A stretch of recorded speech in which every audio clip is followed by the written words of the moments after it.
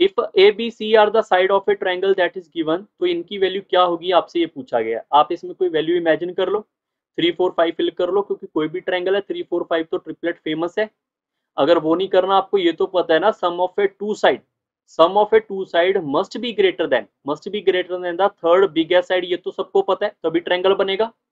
अगर ये पता है तो सी वाला फंडा जब यहां से लेफ्ट साइड आएगा तो सारे बच्चे बताओ क्या ये आपको यहां से क्लियर होगा या नहीं होगा। क्योंकि अगर ये वाला वैल्यू आपका ग्रेटर देन जीरो होगा, इसका मतलब ये पॉजिटिव होगा, चाहे आप इसका स्क्वायर रूट भी कर देंगे तो वो भी आपका ग्रेटर देन ही जीरो रहेगा, इसका मतलब ये पॉजिटिव होगा। ये इस क्वेश्चन का सही उत्तर था। क्वेश्चन नंबर 30 के ऊपर चलते हैं। ABC be the right angle triangle with the side 5 12 13 if p is the length of the perpendicular drawn from the vertex A on the hypotenuse BC, then what is the value of 13p। मैंने अभी 2 4 दिन पहले जब CDS का paper होने वाला था, आपको मेंसुरेशन 2D के कुछ क्वेश्चंस करवाए थे, कुछ बेसिक प्रॉपर्टी समझाई थी। मैंने बार बार बोला था ये क्वेश्चन आएगा ही आएगा, ठीक है। मैं फिर से एक बार रिपीट कर देता हूँ ताकि फ्यूचर के अंदर अगर आपको ये याद रहे तो आपका फायदा हो पाए। क्लियर।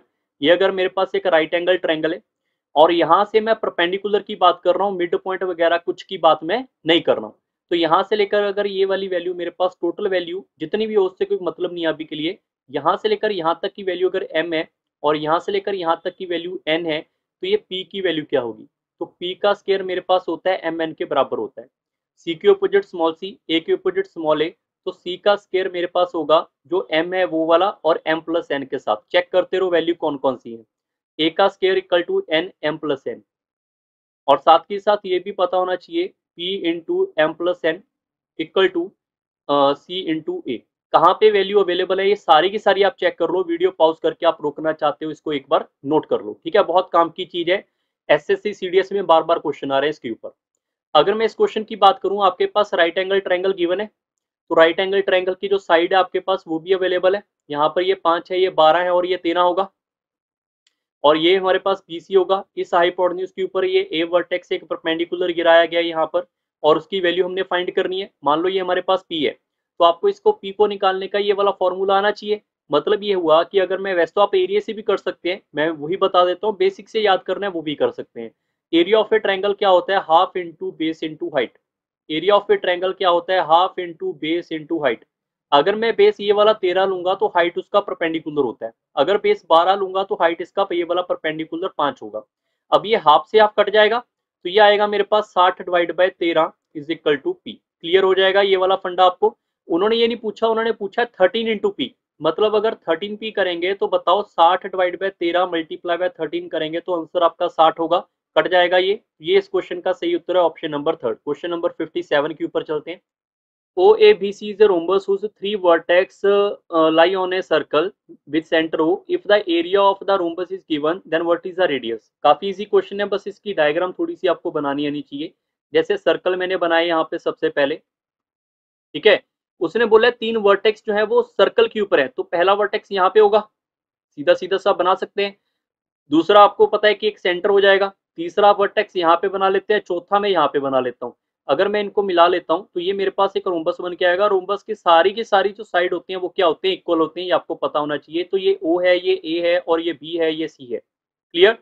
अब उसने लिखा है कि जो रोम्बस है उसका एरिया गिवन है, तो बताओ सर्कल का रेडियस क्या होगा। सबसे पहले देखो, जो O से लेकर C तक है सर्कल का रेडियस है, O से लेकर A तक है सर्कल का रेडियस है, तो मैं कह सकता हूँ ये इसके बराबर है।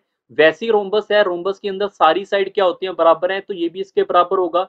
अगर मैं O से लेकर B तक मिला दूंगा तो वो भी सर्कल का रेडियस है, तो वो भी इसके बराबर होगा। तो OCB एक इक्विलेटरल ट्रायंगल बन जाएगी मेरे पास यहाँ पे। और इक्विलेटरल ट्रायंगल का जो हमारे पास यहाँ पर एरिया होता है वो होता है यहाँ पे √3/4 इंटू साइड का स्क्वायर। अब इसकी साइड कितनी है, वही है साइड जो इसका सर्कल का रेडियस है, तो मैं इसके रेडियस को लिख लेता हूँ r का स्क्वायर। समझ आया सबको। एक इक्विलेटरल ट्रायंगल का एरिया ये है, दूसरी भी तो है साथ में, तो इसको आप डबल कर देंगे तो रोम्बस का एरिया आएगा। रोम्बस का एरिया गिवन है 32 इंटू √3। √3 से √3 कट जाएगा यहाँ पर, और ये वाला 2 इससे कट जाएगा यहाँ पे 2 टाइम, तो r का स्क्वायर कितना हो जाएगा, ये वाला 2 इससे मल्टीप्लाई करेंगे 64, तो क्या यहाँ से रेडियस 8 आएगा। ये इस क्वेश्चन का सही उत्तर है option number third. Question number 58 के ऊपर चलते हैं। ABC is a square field with ABX. A is a vertical pole OP of height 2x stand at a center O of a square field. If angle APO theta, then what is the value of cot theta? काफी easy question है ये। Question आपका पहले भी CDS में आ चुका है इस तरीके का सिमिलर। तो सबसे पहले एक स्क्वायर बना लेते हैं। हमारे पास यहाँ पे स्क्वायर हमारे पास गिवन है यहाँ पर A B C and D.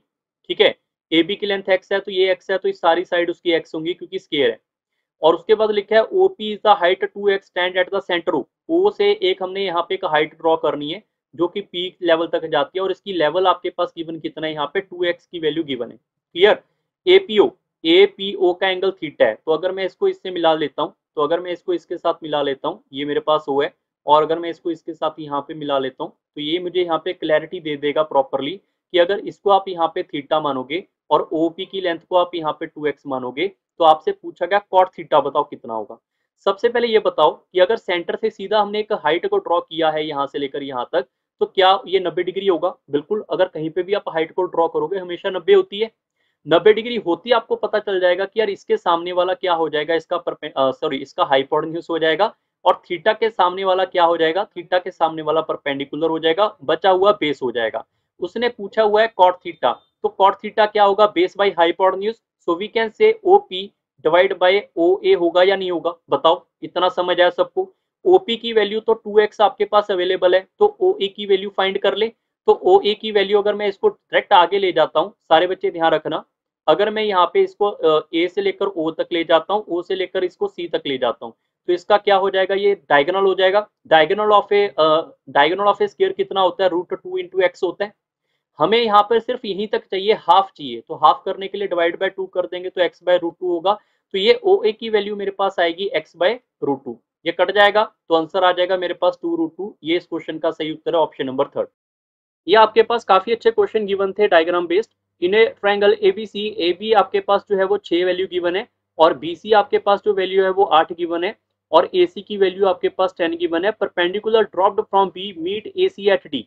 B से निकला और एडी के ऊपर एसी के ऊपर टी पॉइंट के ऊपर मिला है। अगर यहाँ पर कभी भी राइट एंगल ट्रायंगल के ऊपर ऐसे कभी परपेंडिकुलर होगा, तो स्टार्टिंग में मैंने 4 प्रॉपर्टी बताई थी, उसको रिमेंबर रखोगे, याद रखोगे, सारी क्वेश्चन हो जाएंगे ऐसे वाले। ठीक है, आगे आपसे क्या लिखा हुआ है, इस circle is drawn radius of BD. BD का हमने इस रेडियस के ऊपर एक सर्कल ड्रॉ कर लिया है इसके ऊपर, उसके अकॉर्डिंग लिखा है, जो कि ए बी को कट करेगा हमारे पास पी पॉइंट के ऊपर, बीसी को कट करेगा यहाँ पे क्यू पॉइंट के ऊपर, as shown in a figure.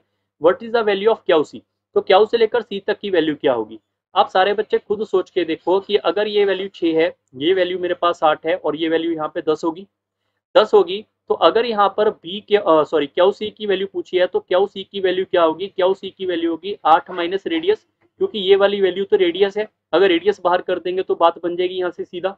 तो आपको इस सर्कल का रेडियस निकालना था, और सर्कल का रेडियस निकालने का आप ऐसा नहीं कि कोई भी फॉर्मूला यूज करेंगे, आप इसमें बीडी की वैल्यू फाइंड करेंगे, क्योंकि बीडी इसका परपेंडिकुलर और वही इसका रेडियस है, लिखा हुआ है क्वेश्चन में। ठीक है, तो बीडी फाइंड करने का फॉर्मेट क्या था, A B multiply by B C is equal to A C multiply by B D. आपको ये समझाना पड़ेगा कि जो ए बी है वो 6 है, और बी सी हमारे पास कितने है, यहाँ पे 8, ए सी कितना है 10, क्यों यहाँ पे हमारे पास बी डी जो रेडियस है वो आएगा, तो बी डी की वैल्यू हमारे पास निकल के आएगी 4.8। तो आप इसके अंदर अगर 4.8 लिख देंगे, 8 माइनस 4.8, तो आपका आंसर यहाँ से निकल के आएगा डायरेक्ट। इसको हम माइनस करेंगे, ये हो जाएगा 3.2। तो डी ऑप्शन आपके इस क्वेश्चन का बिल्कुल सही होगा। क्वेश्चन नंबर 92 के ऊपर चलते हैं। इसी बेसिस के ऊपर सिमिलर क्वेश्चन है, एंगल एबीडी बताओ। ठीक है, एबीडी अगर थीटा है, एंगल एबीडी अगर हमारे पास ये वाला एंगल जो है वो थीटा हो, तो साइन थीटा बताओ किसके बराबर होगा। अगर ये मेरे पास थीटा है, तो थीटा के सामने वाली वैल्यू परपेंडिकुलर, और 90 डिग्री के ऑपोजिट वाला हमारे पास यहाँ पे हाइपोटेन्यूज, और ये बेस होगा। और हमें पता है कि साइन थीटा क्या होगा, ये होगा परपेंडिकुलर बाय हाइपोटेन्यूज। मतलब हमें फाइंड करना था यहाँ से A D by A B, यही फाइंड करना है। अगर ए बी की बात करेंगे, वो तो 6 गिवन है आपके पास, यहाँ पर ये वाली लेंथ तो गिवन थी हमारे पास। अब हमें यहाँ पर ये वाली फाइंड करनी है, ए से लेकर डी तक की value. Clear. So A D के लिए आपको एक फॉर्मूला पता होगा कि हमारे पास जो, अगर मैं इसके अंदर लिखूं तो ए बी का स्क्वायर किसके बराबर होगा, ए डी मल्टीप्लाई बाई ए सी होगा। क्लियर।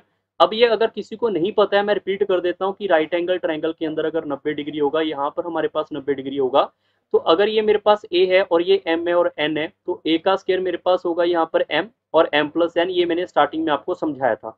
ए बी की वैल्यू 6 है, तो 6 का स्क्वायर, ए डी हमें फाइंड करना है, तो ए सी हमारे पास 10 गिवन है, तो क्या यहाँ से ए डी की वैल्यू निकल जाएगी। आप इसको सिंप्लीफाई करेंगे, ये आ जाएगा मेरे पास यहाँ पे 3.6।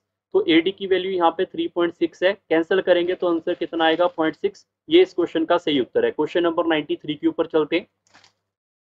उसी बेसिस के ऊपर पूछा गया रेडियस ऑफ ए सर्कल, वो तो हमने अभी अभी फाइंड किया था 4.8। ये इस क्वेश्चन का सही उत्तर होगा। Following for the next two question, what is the relation between X Y का रिलेशन बताना है। और ये लिखा हुआ है कि ट्रायंगल एबीसी किसी सर्कल के अंदर इंस्क्राइब्ड है, सेंटर उसका O है, POA एंगल एक्स हमारे पास है और OQB हमारे पास यहाँ पे वाई है, तो इनके बीच का रिलेशन बताना है। और गिवन क्या है, OB इक्वल टू BQ। तो OB जो है वो हमारे पास सर्कल का रेडियस है, O से लेकर B सर्कल का रेडियस है, और हमारे पास ये OQ के बराबर है, सॉरी ये BQ के बराबर है, तो ये भी मेरे पास रेडियस हो जाएगा। अगर ये सर्कल का रेडियस है, ये भी सर्कल का रेडियस हो जाएगा। और अगर आपको पता है कि हमारे पास दो साइड जो है वो बराबर होते हैं, तो उसके ऑपोजिट एंगल भी बराबर होते हैं। इसका मतलब OB के ऑपोजिट वाई है, तो BQ के ऑपोजिट ये वाला एंगल भी क्या हो जाएगा, ये वाला एंगल भी मेरे पास यहाँ से लेकर यहाँ तक ये वाई निकल के आएगा। और अब फिर से आप चेक कर लेंगे कि अगर ये मेरे पास वाई है, ये मेरे पास वाई है, तो इसका एक्सटीरियर एंगल ये वाला क्या होगा, तो इसका एक्सटीरियर एंगल ये वाला ट्वाइस ऑफ वाई होगा, क्योंकि एक ट्रायंगल के अंदर जो भी हमारे पास यहाँ पे दो एंगल होंगे, उनका जो एक्सटीरियर एंगल का सम होगा उसके बराबर होगा। अगर ये एक और दो है तो ये मेरे पास तीन होगा, इन दोनों के सम के बराबर। ठीक है, ये आपको पता होना जरूरी है। फिर हम चेक करेंगे हमारे पास OB जो रेडियस है, OAB तो रेडियस है, तो रेडियस के ऑपोजिट एंगल क्या होंगे, फिर से बराबर। तो ये एंगल हमारे पास OA जो OA साइड है उसके ऑपोजिट 2y है, ऐसे OB के ऑपोजिट हमारे पास ये वाला एंगल आएगा, ये भी क्या हो जाएगा 2y हो जाएगा। तो अगर ये 2y होगा तो सारे बच्चे बताओ क्या ये एंगल निकल जाएगा, तो ये एंगल मेरे पास आएगा यहाँ पर 180 माइनस ऑफ 4y, क्योंकि सभी तीनों एंगल का सम 180 डिग्री होगा। अब फिर से आप चेक करेंगे तो ये वाला एंगल x, ये वाला angle x plus 180 minus 4y plus y, तो इन तीनों एंगल को अगर मैं ऐड कर दूं, इन तीनों एंगल को अगर मैं ऐड कर दूं तो क्या 180 के बराबर होगा। तो 180 कट गया, तो आपके पास x की वैल्यू कितनी आ रही है, 3y आ रही है। ये आपके इस क्वेश्चन का सही उत्तर है। क्वेश्चन नंबर 100 के ऊपर चलते हैं। 100 नंबर क्वेश्चन आपके पास ये अवेलेबल है, if y is equal to 15 then angle ACB। Angle ACB find करना है हमने, अगर y हमारे पास यहाँ पे 15 डिग्री होगा तो ACB मतलब इस एंगल की बात जो है वो आपसे की जा रही है। क्लियर, हमने अभी अभी फाइंड किया था ये वाला एंगल कितना होगा, ये वाला एंगल हमने अभी फाइंड किया था 180 माइनस 4 ऑफ y की वैल्यू 15 लिखेंगे यहाँ पे 60 इसमें से माइनस करेंगे तो 120 हो जाएगा। अगर ये 120 है तो ये एंगल उसका हाफ हो जाएगा ना 60 डिग्री, तो ये इस क्वेश्चन का सही उत्तर है।